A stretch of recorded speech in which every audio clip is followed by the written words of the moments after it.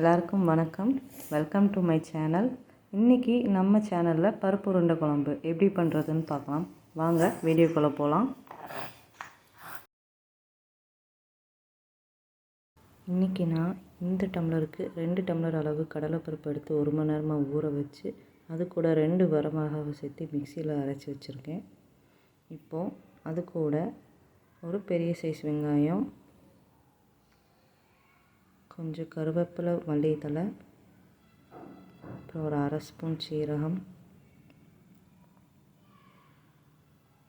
தேவையான அளவு உப்பு எல்லாம் சேர்த்து நல்லா பிசைஞ்சு வச்சுக்கலாம். இப்போது இதை சின்ன சின்ன பால்ஸாக உருட்டி எடுத்துருக்கேன். இதை இட்லி பாத்திரத்தில் வச்சு வேக வச்சு எடுத்துக்கலாம்.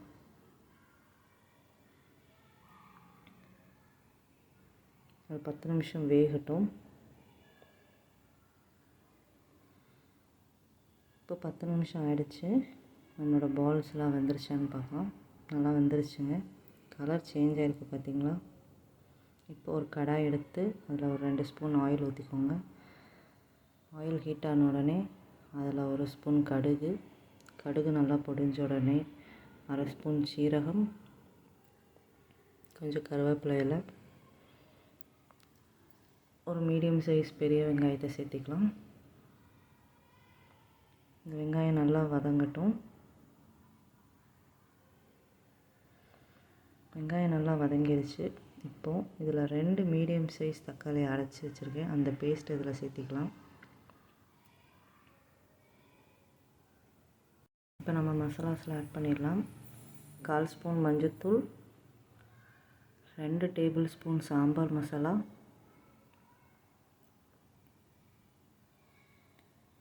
நீங்கள் சாம்பார் தூள் ஆட் பண்ணிங்கனாலும் நல்லா டேஸ்ட் கொடுக்குங்க.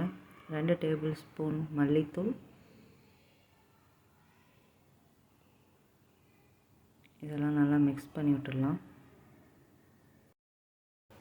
தேவையான அளவு உப்பு. ஏற்கனவே நம்ம மாவு பிசைச்சில் கொஞ்சம் உப்பு போட்டிருக்கோம். ஸோ பார்த்து உப்பு போட்டுக்கலாம். இப்போ இதை நல்லா மிக்ஸ் பண்ணி விட்டுட்டு இந்த மசாலாவுக்கு கொஞ்சம் தண்ணி மட்டும் சேர்த்திக்கலாம். இப்போ ஒரு மிக்ஸி ஜாரில் கொஞ்சம் தேங்காய் எடுத்துக்கலாம்.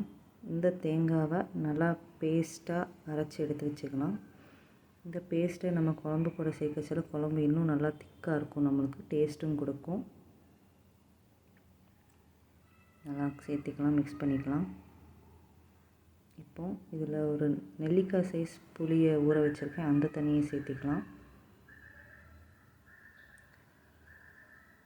குழம்புக்கு தேவையான அளவு தண்ணி ஒரு 1/2 கிளாஸ் சேர்த்திக்கலாம். இது ஒரு 10 நிமிஷம் நல்லா கொதிக்கட்டும். இப்போ 10 நிமிஷம் ஆயிடுச்சு. நம்ம குழம்பு நல்லா கொதிச்சுட்டு இருக்குது. இப்போ நம்ம வேக வச்சுருக்கோம்ல அந்த பால்ஸ் எடுத்து இது உள்ளே போடலாம். ஒவ்வொன்றா சேர்த்திக்கலாம் குழம்புக்குள்ளே.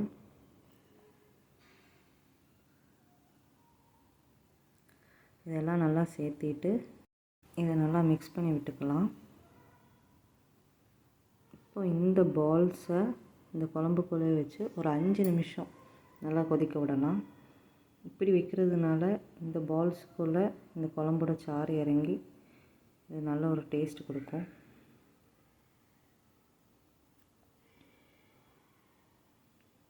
அவ்வளோதாங்க, நம்மளோட குழம்பு ரெடி ஆகிடுச்சு.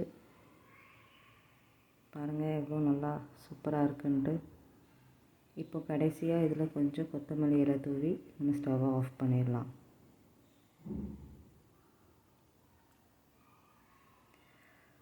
இந்த வீடியோ உங்களுக்கு பிடிச்சிருக்குன்னு நினைக்கிறேன்.